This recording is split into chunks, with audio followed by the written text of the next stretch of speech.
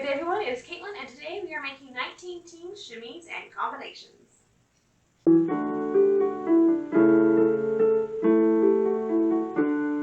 Alright, brand new time period. I have a World War I event coming up and I need a whole new outfit. So we're starting with underwear. We're going to start with the chemise today.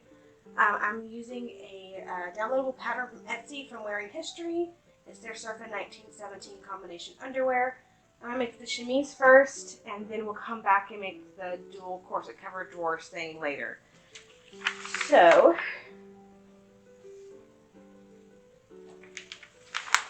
we're going to make two garments today. We're going to make a chemise and the combination drawers and corset cover, which is the same pattern, just slightly different. So, I'm going to start by cutting this piece out.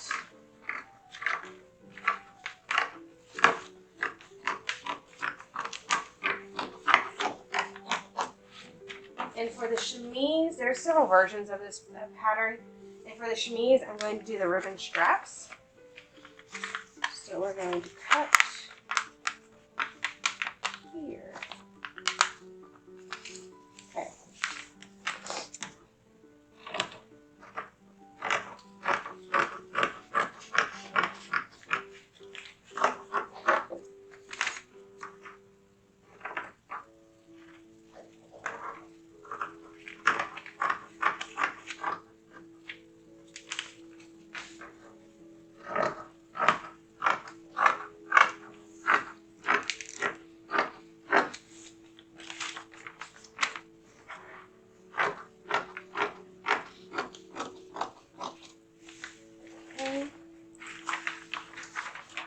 So I think we're going to cut the chemise first, finish it, and then cut the corset cover drawers and sew that separate.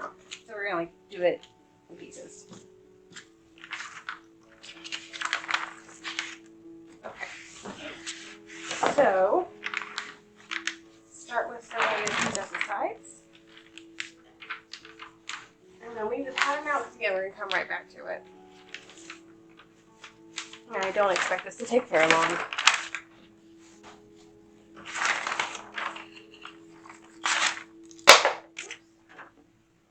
Knocking down the ribbon. So this is going to have the ribbon straps, and I'm working entirely out of stash. So I have options. I have a beautiful length of brown ribbon, but I know that's not exactly common for ladies' under things. But I think I still have my dye stuff here. I'm in the process of moving. It's like some stuff are at my fiance's house, and some stuff is in storage, and some stuff is here. I have no idea what I have. If I have the dyes, I might take the white ribbon I have and dye it either blue or pink, possibly green. If not, we're going to use the brown ribbon because I have the most of that. Anyway, I'm going to sew this down. I'm guessing doing French seams because that sounds easy-ish. So I actually did find some blue ribbon that I already had dyed. It's darker than I wanted it, but this is it. I have enough, and it's going to use some of my scrap stuff, which is awesome. So it's an electric blue. I have the 1 inch for the shoulder straps, and I have this, I think it's 3/8 inch for basically the neckline of the chemise, also the neckline and waistline of the combinations we'll be making. And I have plenty of this, and if I wanted to put it at the bottom of the drawers, I think I have enough for that too, which is awesome. I also found the trim that I bought specifically for this project, a little eyelet. So I'm going to put this on the chemise and probably the combinations as well. And I'm hoping I have enough left over for the petticoat and possibly the corset. Corset's more important than the petticoat, I think. Okay, so I got the French seams done. I never do French seams because they're not a thing in the 19th century. So I have that. Next step is the back has this weird little cutout thing. So I need to go ahead and do this. We're going to do this in a French seam as well. So I need to do it this way. So I'm going to stitch basically into this point. And most seams have a 3/4 inch seam allowance for this pattern. So for the side seams I did a 1/4 inch and then did a 1/2 inch to make my 3/4 inch. I think this is only 3/8 inch. So I'll do an 1/8 inch and then a 1/4 inch seam allowance. Yeah, that's what we're going to do. So I'm going to stitch this down, turn it inside out, stitch the other thing down, and then we're going to do this little box pleat. Alright, French seam done. So I have what looks like this now. So what I need to do is do an inverted box pleat, which is basically folding it just like this.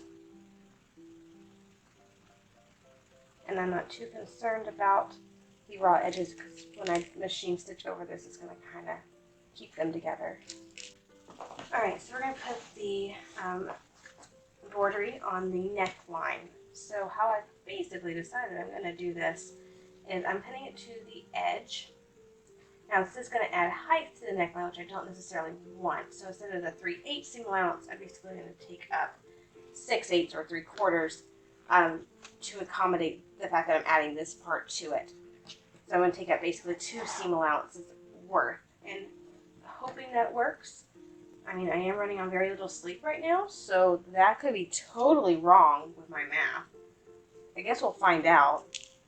So what the plan is basically to sew this, and then I can turn it under, basically fill the seam. But then I have this beading I'm going to put on top so that you can actually see the ribbon. Because I want to see the ribbon. If we're going to have pretty silk ribbon, I want it to be seen. And that just seemed like the best way to do this. So where do the shoulder seams go? I assume that's marked on the pattern piece. That'd be my assumption. Yes. I assume that's the mark right there. Which basically means I need to mark the center of this. And I can go ahead and just stitch these ribbons in. This is really a case for putting all the markings in before you start sewing, which I don't ever do. Okay, so this fits like this, which means that mark goes right here. Which means it goes right here. And an equal distance, because there's my center mark, from here to here means the other one goes right here. So can I go ahead and do the ribbons now? I'm thinking I need them 15 inches long, which means 16 with seam allowance. I think these are about just over a yard long, so we'll be just right on the money. There we go. So how do I want to sew these in? That's the question now. Because I feel like I should go ahead and sew them in. Okay, I'm going to stitch that down and then fold it over and start filling it down. Which point we'll put this on there. Alrighty, so here's my neckline that's completed. And we're going to go ahead and weave the ribbon in and out. I can't find my bodkin, so we're using a needle that's kind of sharp, so I'm trying really hard not to get it like caught in the fabric.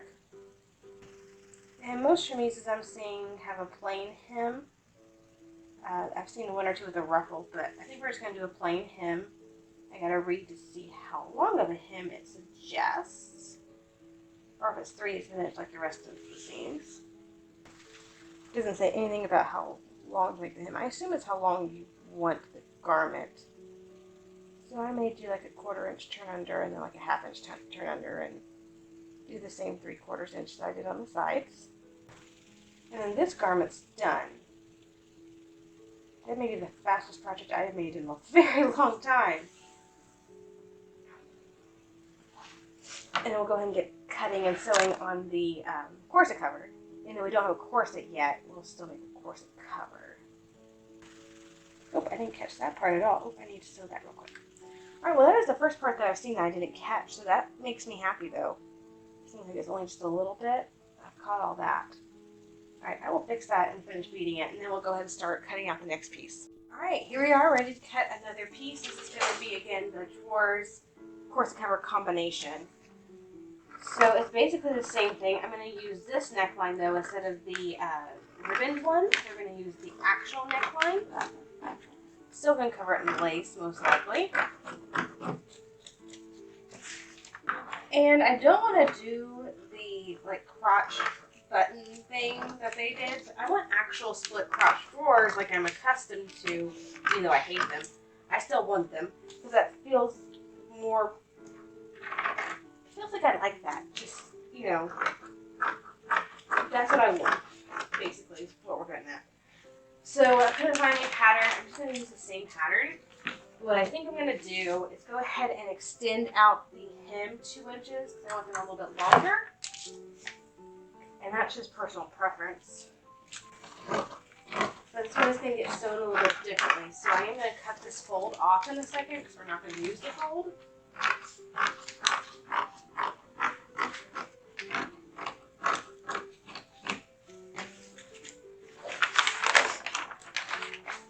And I have no idea whether it's going to work or not. This is really just me screwing around and seeing if it works. I have plenty of fabric, so I'm not concerned about it whatsoever. Okay. This is the back.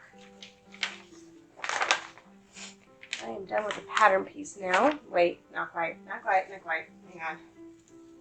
I haven't thought about this. I need to mark this waistline, for starters. Okay.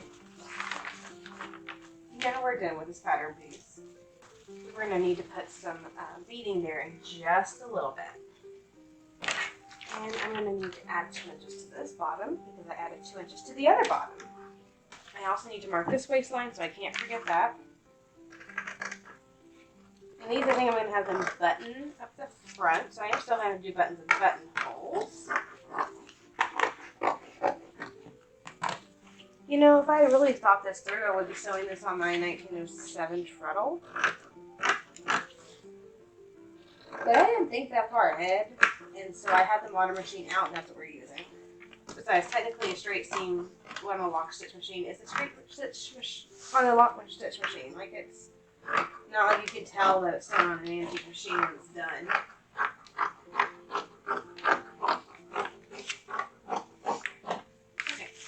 So camera dyed, I did a little bit. What I basically did, pull it up to the front, I just basically stitched it together. So side seams, French seamed as we did last time. Did the tuck. Of course, that had to be sewn together.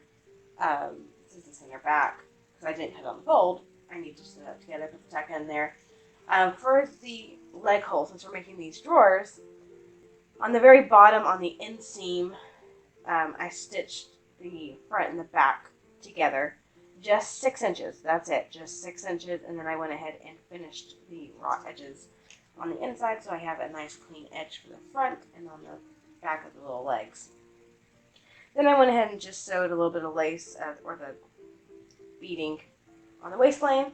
And now I am at the point where I'm trying to put all of this edging on basically all the edges. So I put it on the neckline, arm size, and now the leg holes.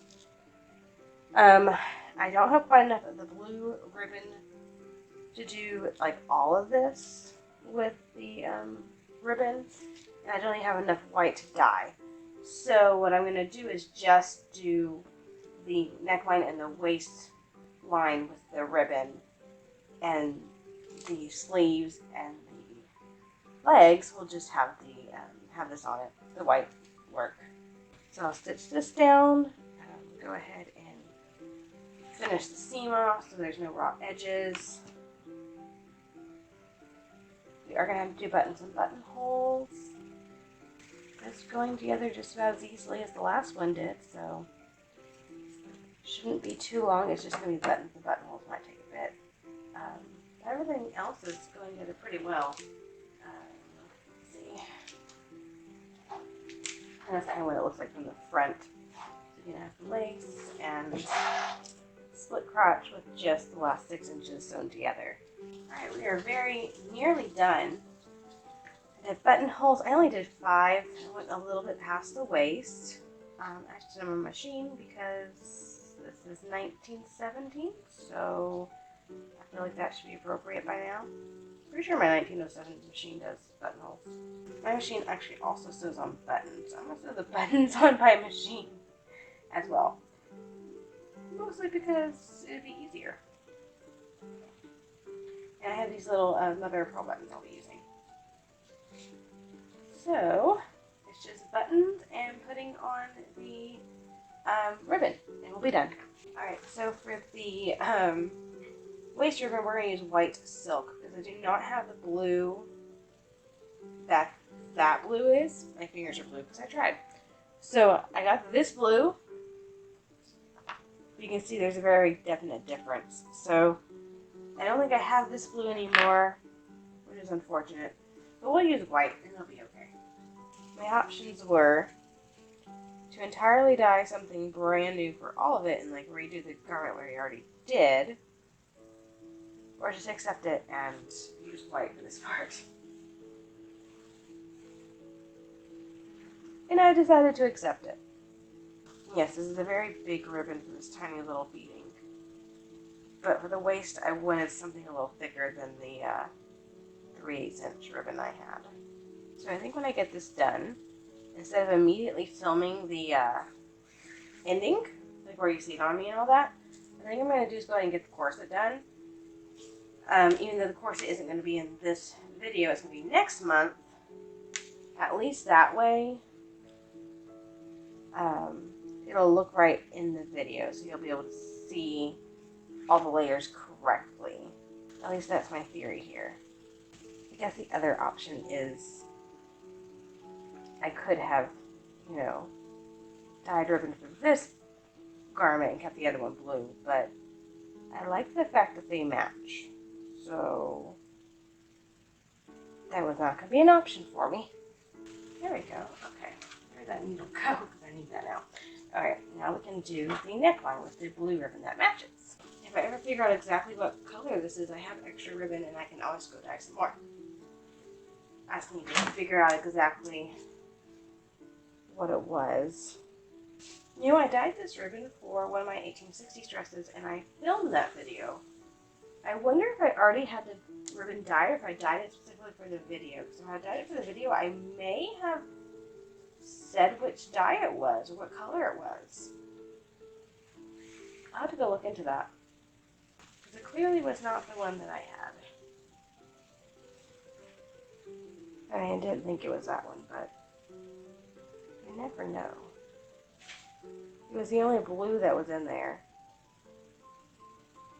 But I know I've had lots of blues throughout the past. Like I've had a redwood blue that I've used up and several others that I've used. So it was probably one of those. I need to go back. The other option, because I know I get most of my acid dyes from Dharma, which I'm assuming that's probably what this is. So I dyed silk with it. It's probably an acid dye. And I should be able to go back on my Dharma orders and see if one of the names of the blues rings a bell. That's not a surefire way to figure this out whatsoever, but it might work. Alright, so I have now 2 garments complete. I'm going to go ahead and work on the corset, and I'll see you when that's done, and then we'll show the corset next month. Alright, ignore the printer noises in the background. I'm printing stuff for school tomorrow. But I bought new ribbon, it's stronger, and I can have enough to do the whole thing in the same color. So we're going to go ahead and change this out. And I've worn this once, so I'm going to use the same amount of ribbon because it seemed to work pretty well.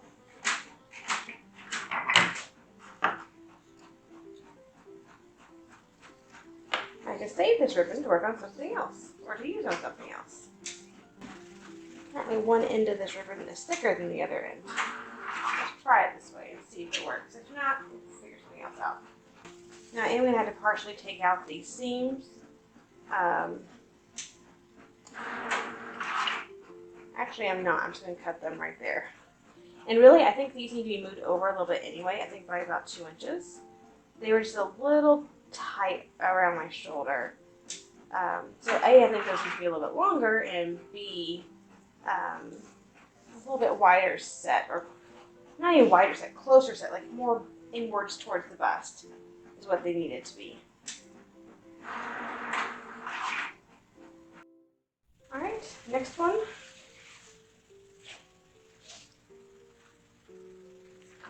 Pull this out. Measure the next one with this. Right there, I actually have the whole thing in this time. Awesome. Alrighty. I don't have any edging across the bottom. I could if I wanted to put some there, but I don't think I will right now. I have plenty of ribbon now, but I might want to do the thick ribbon because I don't have that in a lot of places. I'm really excited about getting matching ribbon in this whole thing. Not that anyone actually sees my underwear when I'm wearing it. Waist.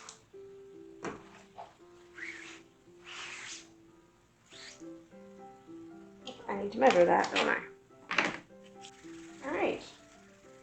That's all fixed. Now I get to try it all on and see how it looks. Here's the first part, the chemise part. So we're several weeks after the event. And I'm finally getting around to filming the ending to all this. I changed out ribbons so they don't match and look pretty. This may be a little bit too wide, probably should go with 1 inch, but it works. But that's it. It's just above knee length. I'll move it down so you can see a little bit better. Yeah, modern shoes, sorry. Also modern hairstyle. I mean, it's very different from what I'm accustomed to. I mean, typically with chemises, as y'all know, it's a little bit longer, and I'm used to having more up here. But when I have the combinations over it, it's actually not so bad because I get a little bit more coverage. It's just, this feels very strange. It almost feels like an 1820s, 1830s shift because I have the square neckline, and I feel like these are falling off, which makes me feel at least that sort of is a little bit more comforting because I'm accustomed to that. But yeah, I mean, this is basically just it. I mean, the back has a little bit extra space back there, which is awesome. And overall, it's just super cute. I mean, it's actually really works very well as a night dress too. If I wanted to wear this as a night dress, which I haven't yet, but I assume it'd be very nice. It just feels comfortable. And once I get used to the fact that there are no arms, there's no sleeves. That's the word I was looking for, sleeves. There are no sleeves. I think I'll feel a little bit better about it. But yeah, that's that. I'm gonna put on the corset and then put on the drawers and stuff over that. So I'll be right back. I'm gonna put on the corset and I'll see you with the corset on and we'll put on the combinations. Okay, here we are, corset on. Normally the garters would be attached to something and they are not. But that's just because I didn't feel like I needed to get all that on today. Oh, there we go. So we already know I hate drawers. Hate them so much. I mean, these aren't, in the grand scheme of things, awful. They're still not my favorite. Okay. That needs to go in there. Stuffing all the garters in. I'm gonna go ahead and push this, or these ties out of the way. Okay. There we go. Got a little twisted back there. Okay. Cover that up. Okay, wiggle everything around so it's more or less comfortable. The neckline ended up definitely being more V than I was expecting. I was expecting it to be a little bit more rounder, but that may just be the way. I think I should have added a few inches to the length of this. I think that's why it's pulling, because it is a little tight. Go ahead and put this in. Tie this up and tie this one. There we go.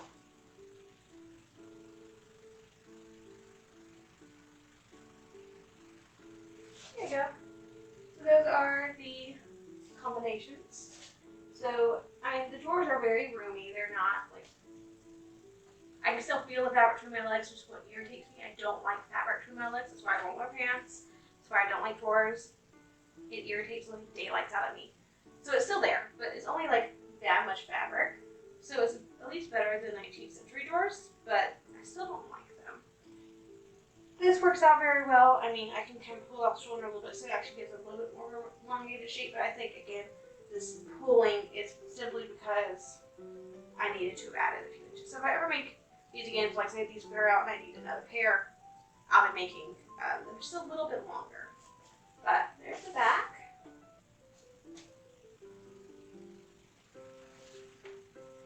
And that's the combinations. So, again, really weird feeling. I don't like it, but you know, you gotta wear the drawers. When it's a time period, you have to wear drawers in. So, here we are. So next month we're gonna work on the corset. You kind of got a preview of the corset for half a minute or something, but next month we'll work on that. If you enjoyed the video, please click that little like button and subscribe to the channel. We'll be working more on these IT team things once a month until we get everything done, and then who knows, maybe we'll work on 1940 stuff next. I'm not sure. We'll figure that out. I'll probably keep, just for the rest of this year, at least do one project that's 20th century a month. The year after that, probably not. I'm not going to do a ton of 20th century stuff, so that may not be continued. But for this year, we'll continue doing that. Anyway, thank you so much for joining me as we made our 19 teens chemise and combinations. Have a fantastic week, and I'll see you back here on Monday.